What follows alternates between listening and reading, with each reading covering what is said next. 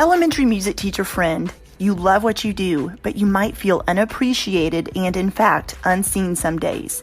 You may even feel like you're on a music teacher island and just want to connect with other music teachers who can relate to both your struggles and wins when it comes to teaching elementary music.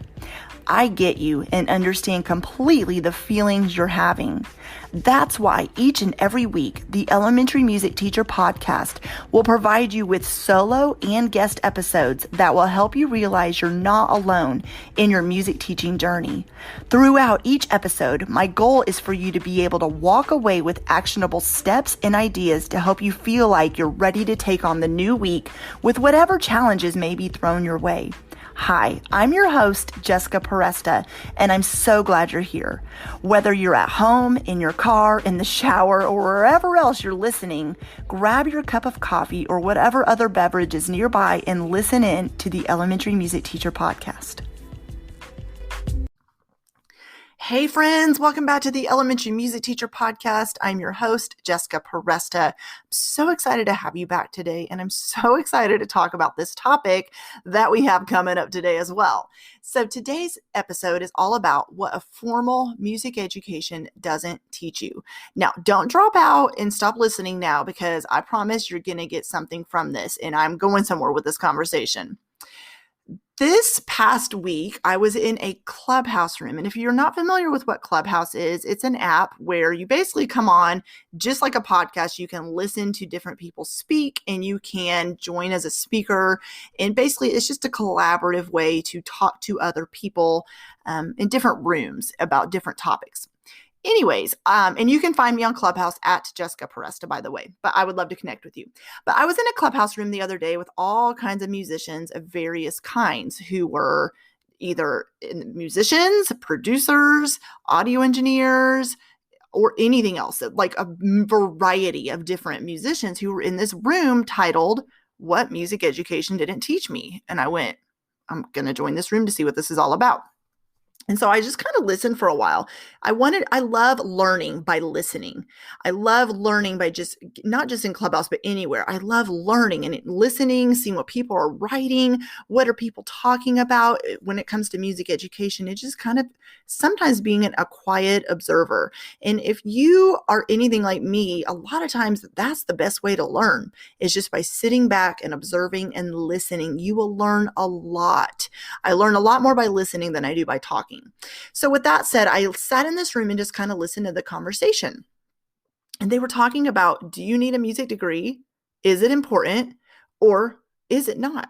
And I was like, this is interesting. So I'm kind of curious what they said. Well, they all started kind of talking about their experiences in their elementary music classes. And then if they did music in school, middle school and high school. And then some of them in the room had gotten a music degree and some of them had not. So the conversation just kind of took a lot of twists and turns. But with that said, I jotted down some notes while I was listening about maybe something someone said that maybe sparked an idea, or that I kind of wanted to touch on my podcast, or ideas that I had while I was listening. So a large reason why I wrote my book, by the way, Make a Note: What You Really Need to Know About Teaching Elementary Music, there's a link to that in my show notes, is because of everything I wasn't told or had to teach myself as an elementary music teacher, even with a degree in music education. So there were so many ins and outs when I became an elementary music teacher, even with a music degree, that I didn't know. Nobody had told me. I didn't know who to ask. I didn't know where to go. I had done all the formal classes, had checked all the boxes off my degree plan, had gotten every requirement met, but I remember still feeling unprepared. So you might be listening to this and you may be a student teacher. You might be in your first year of teaching. You may be in your 25th year of teaching, and you can kind of think back and relate to what I'm saying. So back to that room. They were kind of, there were some negative comments about, why did I need to learn recorder? Or, I feel like it didn't really prepare me. I didn't feel like my music teacher really made an effort to get to know me, didn't really make music education relevant. But the conversation was also talking about how formal music education is a good thing, and how learning music theory, learning music growing up, sparked an interest in why they wanted to become a musician. So, like I said, everybody's going to have a different opinion about this. And like, I just liked being a quiet observer to kind of listen to these conversations that were happening in this room. But the main takeaway I got from this is the fact that they said more than anything, even the ones in the room with a formal music degree said more than anything, the best learning they've ever done is just by having conversations, by picking someone's brain who is knowledgeable about something they've wanted to learn about. That is exactly how I have learned. When I started out in my music classroom by asking other teachers, I didn't know very many right away, but I would ask my college professor. Then I would ask the cooperating teacher I had just student taught under. Then I started slowly getting to know other teachers in my district. And social media wasn't a huge thing back then. I'm aging myself, but it's the truth. So I had to make a lot of in-person connections or on email. But let's bring it back to today. Although you have a music degree, or you maybe are in the process of earning one, that doesn't mean your learning stops. We talk about formal professional development. It's so needed, so important, and as is having a degree. You worked hard at that. Be proud of yourself. It's so important. But learning doesn't stop. You can always learn something new from someone else who doesn't know, maybe knows something more about something than you do. And that's okay. What I mean by that is maybe your teaching rhythm is not like a strong point of yours, but someone else is so knowledgeable about that and they are just so good at it.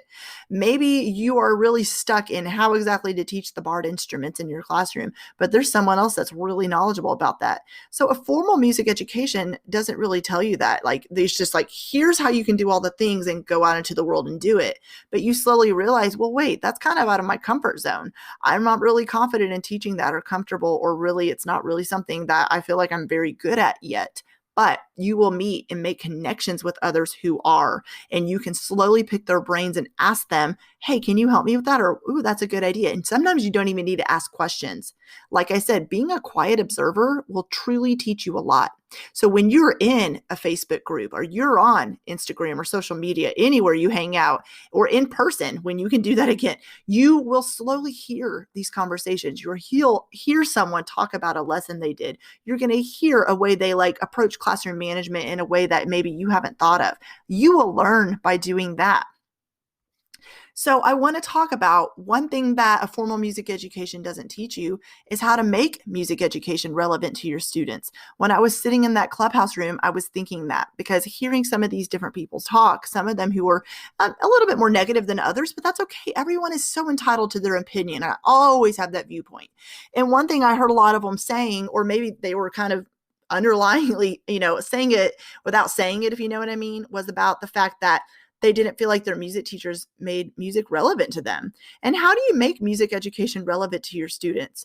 By getting to know them, by knowing the community you teach in, by knowing the music your students are interested in, by knowing if something's not worked, to not keep hitting the square peg into the round hole, by really knowing what works with your students. And that takes time. It takes time, it takes consistency, it takes patience. I don't know about you, and maybe the college you went to, in the music education program you were under told you that, but I know for me, that is something I did not learn, was the fact that, hey, you may not teach the same kind of students. Your students may not like these songs we're telling you to teach. They may not like these activities. They may not respond to them the way that students at another school do. So approach your students the way they need to be approached. Teach them the way they need to be taught. Know them, have relationships with them, and make music education relevant to them. Always go back to the drawing board. It's about trial and error, really getting to know what's working, what's not, always reflecting about your teaching. And sometimes it's about relationships over content. Some days it'll feel like I didn't really teach music that day, but it's okay. Did you have more conversations with the students? Were you taking the time to really listen to them and saying, hey, let's play a song that you want to hear? It's about relationships sometimes over content. That's a way to make music education relevant to your students, because I promise you, when they become adults, I've gotten so many emails from former students about this. Trust me, I worked on rhythms and beat and note values and all the things. But what they remember most about my classroom is the fact that I took the time to connect with them and get to know them, and made sure that they knew about the music careers, and made sure that they knew they were loved and cared for before they left my classroom and went on to middle school. Your students one day will not email you and say, thank you so much for teaching me Ta TT. I remember that to this day, and they probably will remember counting note values. And I'm not sitting here saying that's not important. But what I'm trying to tell you is remember, it's about relationships over the content some days. Of course, the content matters. Of course, teaching the objectives and the standards matter. Of course, it does. But especially this school year, someone needs to hear this as you haven't been able to get to the content and objectives or cover them as much as you normally do because of this crazy school year. Have you been forming relationships? Have you been showing up the way you can show up? Have you been trying your best? Do your students know you care for them? So I know in my music education program, I didn't learn that forming relationships with students is important. My classroom management class covered classroom management. It was about the ins and outs of how to manage a classroom, but I don't remember there being a lot of discussions about relationships and how that's important and how making sure your students connect with you and connect with each other for that matter is so important. So bring real life experiences to students. Talk about the different musical careers and how valuable music education is. A lot of your students may only connect music education and what happens in an elementary music class with what happens in an elementary music class. Maybe they don't understand that there's a lot of different musical careers out there they can pursue. Maybe they don't understand the value of music and how they're going to carry it with them for the rest of their life. And maybe I understand you're limited for time. But maybe you're not really having these conversations with your students and talking to them about it. I mean, maybe you could schedule a Zoom call with someone who is in the world. Maybe we mentioned earlier, a sound engineer. Maybe have someone come. If they can't come into your school in person, maybe have them Zoom with your students to talk about the musical career they're doing and how they got there. So kids can realize that there's a lot of different directions music can go. And this does not mean that everyone in your classroom will one day be a professional musician or do music as their career, but it does mean that they will find the value in music when you find these different connection points and bring real life experiences to students and talk to them about music in the real world outside of just the four walls of your music classroom. So think outside the box. You don't have to stay stuck in your ways. I am just as guilty of this as the next person, but don't stay stuck in your ways. We're always telling students to grow and stretch and have a growth mindset. But what about teachers? What about music teachers? Are you growing and stretching yourself? Are you growing yourself to say, I learned how to do all these things in my ORF training or in my Kadai training or in college, but I'm seeing that there's some new ways I want to bring music education to my students. It's okay to think outside the box. And it's okay to not stay stuck in your ways. And also, it's okay to do things your way. When I started doing things my way, and I started really realizing that I needed to connect with my kids, and I knew the way they needed to learn, and I knew the way I wanted to teach, that is honestly when things started falling into place. I'm talking super quickly. I felt uncomfortable teaching a certain way I was told to do because it did not connect with my students in an urban setting. They did not respond to some of these folk dances, if I can just be completely honest with you. I had to really reinvent the wheel and really think about how am I going to reach these kids and make it relevant to them. So if you feel like part of the way maybe you're feeling overwhelmed, maybe your music education program just taught you to teach things a certain way. And you're like, but I kind of want to add more popular music. I kind of feel like my students need to do a little bit more than what I learned. Then do that. You know your kids. So make sure it's okay for you to remember that you can think outside the box and do things your way. And it's also okay to teach other types of music and to use popular music, including hip hop, rock, pop, etc., in your classrooms. I know a lot of the discomfort from this comes from the fact that we were maybe not taught that we can do that. And so I really want to tell you that it's okay to do that. Are you still teaching the objectives and content if you bring in other types of music? Of course you are.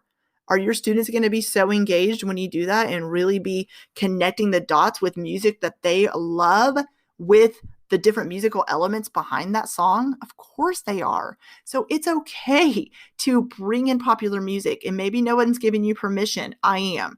It's okay to do that. Of course, it needs to be school appropriate. And of course, you can still, I'm not telling you just to do popular music, but mix it up. Mix up things you do in your classroom. And there's not a one size fits all approach to teaching music. So take what you learn and apply it in the way that best reaches your students. And honestly, if you've switched to a different school and you're like, okay, well, what I did at school A is not working at school B, it's because it's not the same school. It's not the same kids. It's not the same school environment. You're not working with the same colleagues. You're not in the same type of classroom. So you might need to switch things up a little bit and change it up because it's not a one size fits all approach. Music education in our formal music ed programs, we learn about the different teaching approaches. It kind of touches on it a little bit and the teaching methods, but it just basically is like a blanket thing. Like, here's what you can do. Here, go. But it doesn't say that there's different types of school buildings. There's different types of environments you're going to be teaching in. There's different types of learners in your classroom. And how do you adapt that to meet these kids? So one thing I did not learn is that it's not a one size fits all approach, and that you can change it up based on what your students need, which I have mentioned in this episode already several times. So in my own life, I've met amazing musicians who are self-taught and don't have a music degree, didn't even go to college at all. And then I've met tons of people, of course, who have a formal music education degree or music degree for that matter. It doesn't mean one is better than the other. It doesn't mean you can totally learn from musicians who don't have a music degree. Because I really think musicians who don't have a music degree sometimes are free thinkers and are really just playing from their heart because they don't have music theory to hold them back. And they don't have all these, stipulations and guidelines placed on them that we learn in college. And not that I felt held back as a musician. I still don't feel held back as a musician, but I know sometimes I felt like I can only read music and not play by ear, or I can only play by ear and not sight read, or whatever it might be. But be you. Be the musician you were created to be, and also be the music teacher you were created to be. It's not that having a degree doesn't matter. It totally does. It just means that all that you have your degree, never stop learning from others and growing as a music educators.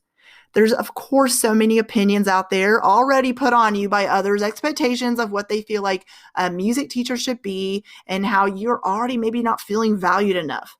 So don't listen to all the opinions out there. Don't listen to the negativity.